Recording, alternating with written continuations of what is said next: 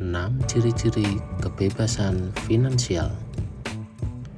Siapa sih yang tidak mau mempunyai kebebasan finansial? Sebenarnya apa sih yang dimaksud kebebasan finansial?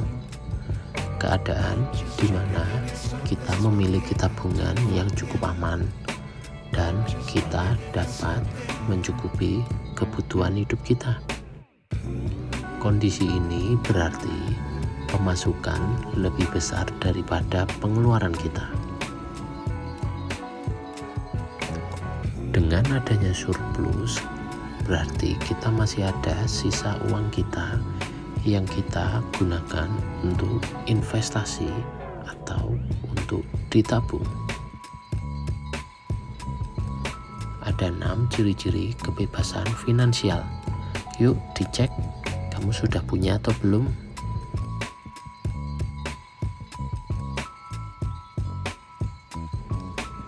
Setiap bulan kita harus menyisihkan uang kita.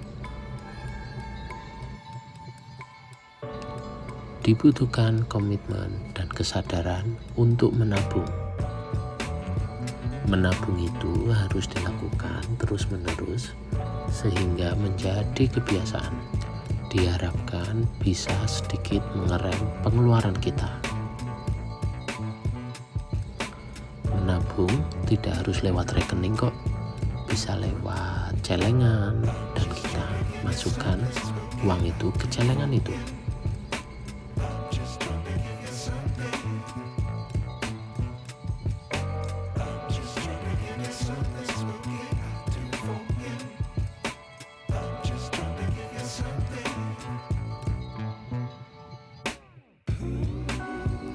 Investasi adalah aktivitas menyimpan atau menempatkan dana pada waktu tertentu dengan harapan mendapat keuntungan.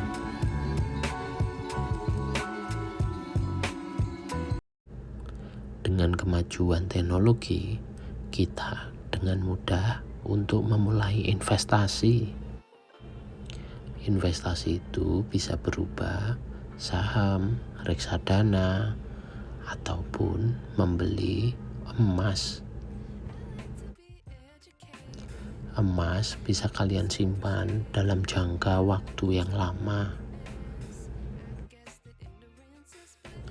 Kalau ada dana yang cukup, kalian bisa investasi di bidang properti.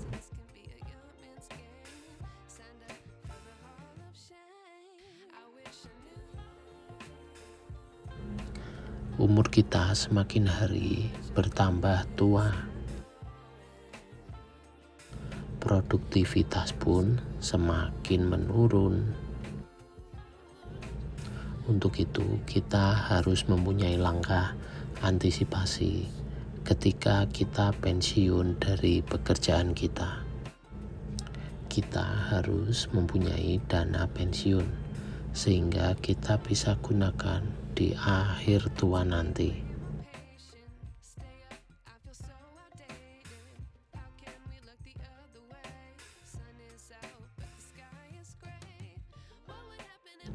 Kita pasti menginginkan anak kita mempunyai pendidikan setinggi-tingginya.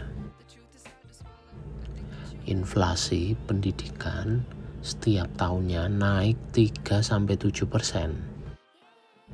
Kenaikan dana pendidikan ini mencakup uang pangkal, uang bulanan sekolah, uang praktek, dan biaya-biaya yang lain. Dengan laju dana pendidikan yang tinggi, kita harus menyiapkan strategi sedini mungkin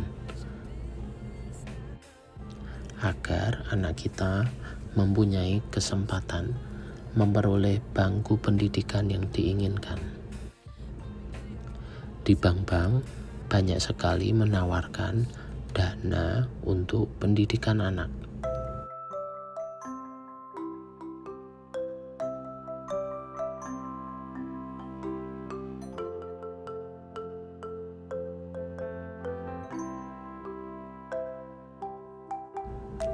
penting sekali kita mengalokasikan dana kita untuk dana darurat. Misalnya mendadak terkena PHK, sakit, atau keadaan yang tidak terduga. Dengan memiliki dana darurat, diharapkan kita tidak berhutang ketika terjadi hal-hal yang tidak terduga. Membangun dana darurat harus secara perlahan. Sisihkan minimal 10% dari penghasilan untuk dana darurat.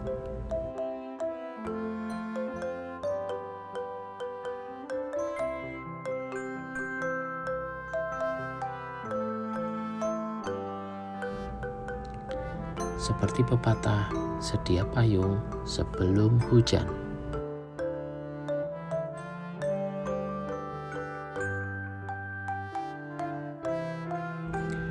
Kita membutuhkan terlindungi oleh asuransi. Jenis yang kita butuhkan adalah seperti asuransi mobil atau asuransi kesehatan.